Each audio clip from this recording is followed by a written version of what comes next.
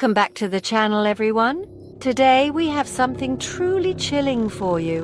We're diving deep into the darkness with 3 disturbing true blackout horror stories. These are the kind of tales that make you want to sleep with the lights on, but be warned, even that might not be enough to keep the fear away. These are 3 disturbing true blackout horror stories that will make you think twice about turning off the lights. So, get cozy, make sure you're not home alone, and let's get right into it. Our first story takes us to a stormy night in rural Pennsylvania. The Miller family, a family of 4, was settling in for the night. Rain lashed against the windows, and the wind howled like a banshee, but inside it was warm and inviting. Little did they know the storm was about to bring something far more sinister than just rain and wind. The lights flickered once, then twice, then plunged the house into an inky blackness. 10-year-old Emily clutched her teddy bear, her heart pounding in her chest. Her older brother Tom tried to feign bravery, but even he felt a shiver crawl down his spine. "Don't worry," their father John said, his voice a reassuring rumble in the darkness. "It's just a power outage, probably a tree down somewhere." He fumbled for a flashlight, the beam cutting through the darkness like a beacon. As John went to check the circuit breaker, a strange chill settled over the house, a coldness that seemed to seep in from beyond the storm. It started subtly, a creak on the stairs, the rustle of unseen fabric from the living room. Emily could have sworn she saw a fleeting shadow pass by her bedroom door, but when she blinked, it was gone. John returned, a perplexed look on his face. "The breaker's fine," he muttered, scratching his head. "This is strange." That's when the noises started escalating. Heavy footsteps in the attic right above their heads. A low, guttural growl that seemed to emanate from the walls themselves. Fear, raw and primal, gripped the family. They huddled together in the living room, the storm raging outside a mere echo of the terror that had taken root within their home. Emily clung to her mother Sarah, who whispered reassurances she barely believed herself. Then, as abruptly as it began, it stopped. The noises ceased. The growls faded into an unsettling silence. John, armed with the flashlight and a fireplace poker, cautiously ventured out to investigate. Each step he took was punctuated by the deafening silence of the house, a silence that screamed danger. He checked every room, every nook and cranny, his heart pounding in his ears. There was nothing, no sign of an intruder, no explanation for the chilling sounds. They spent the rest of the night huddled together, the storm a distant memory compared to the terror they had experienced. When dawn finally broke, it brought with it a sense of relief so profound it was almost palpable. The power returned as suddenly as it had vanished, but the sense of unease lingered. The Millers knew, deep in their hearts, that they had not imagined the horrors of that night. Their once loving home now held a chilling secret, a darkness that whispered of unseen presences. They moved out shortly after, the memory of that night forever etched in their minds. The new owners never reported anything unusual, but locals whispered tales of the old house on the hill, a place where darkness lingered, and the shadows held their breath. Our next story takes us to the outskirts of a forgotten town, where a group of friends found out that some places are best left undisturbed. There were 5 of them: Jake, the daredevil; Mia, the skeptic; Liam, the quiet one; Chloe, the adventurous one; and Ben, the one who always tried to be funny. The abandoned building on the edge of town had been a local legend for years, a place whispered about in hushed tones. They had chosen the night of a meteor shower, a night promising a celestial display for their adventure. As they drove toward the building, the excitement in the car was palpable. Even Mia, usually the voice of reason, couldn't help but feel a thrill course through her. The building loomed before them, a skeletal silhouette against the twilight sky. Broken windows stared back like vacant eyes, and the wind whistled through the gaps in the walls, creating eerie, mournful sounds. Undeterred, the group piled out of the car, their laughter echoing in the stillness. As they stepped inside, the air grew heavy, thick with the scent of decay and something else, something undefined yet undeniably unsettling. The darkness inside was absolute, swallowing the light from their flashlights. The floor was littered with debris, and the only sounds were the creaking of the building and their own nervous breaths.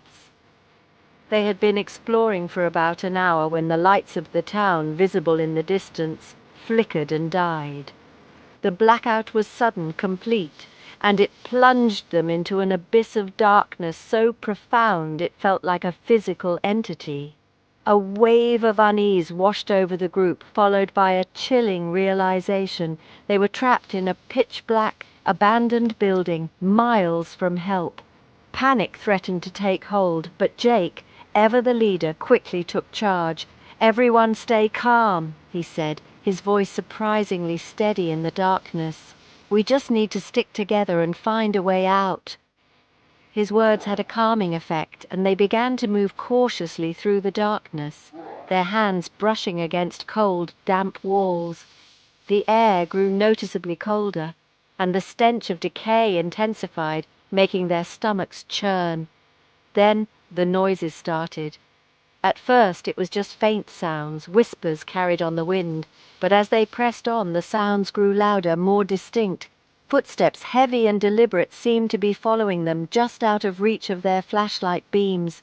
Chloe swore she felt something brush past her arm, something cold and insubstantial.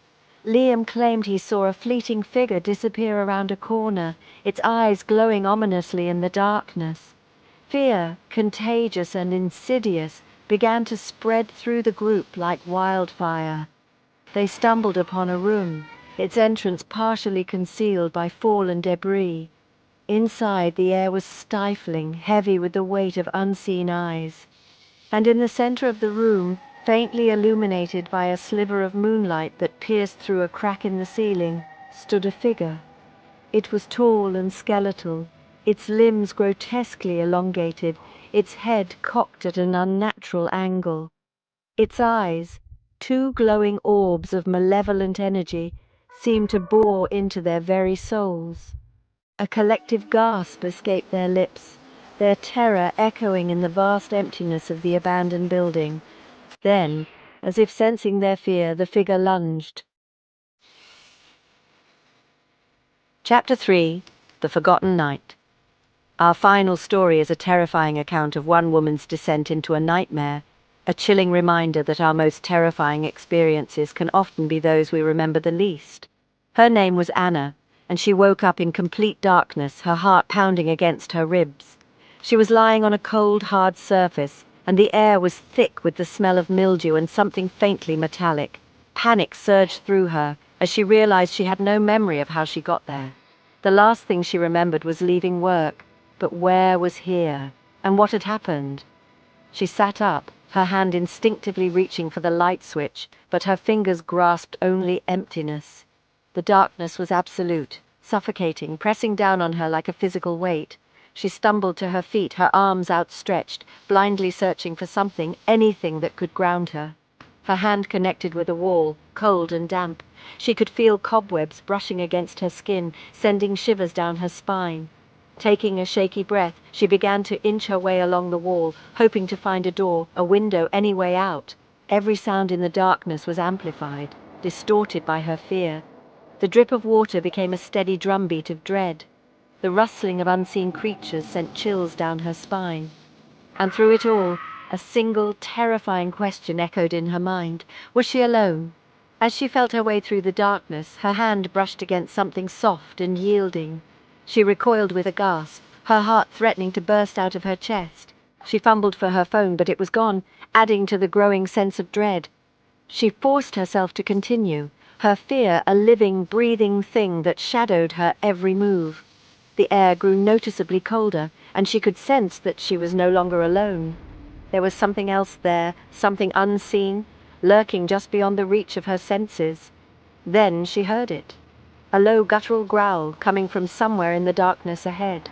It was not the sound of an animal, but something far more sinister, something that spoke of ancient hunger and unspeakable malice. She froze, her breath catching in her throat.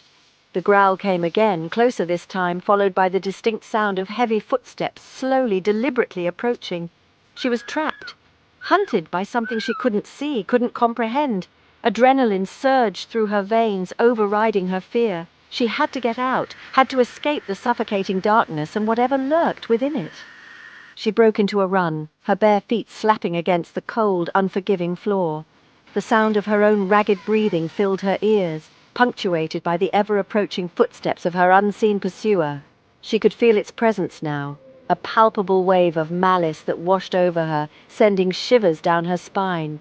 It was toying with her, herding her like prey, its presence growing stronger with every passing second. Just when she thought she could run no more, she stumbled upon a wall. But this wall was different. It was smooth, metallic, cold against her trembling fingertips. She fumbled along its surface, desperate for an escape, and her hand closed around a handle. A door. Thanks for watching, and don't forget to like, comment and subscribe for more chilling stories. What did you think of those terrifying tales? Let me know in the comments below which story kept you up at night. And remember, sometimes the scariest things happen when the lights go out. Until next time, stay spooky.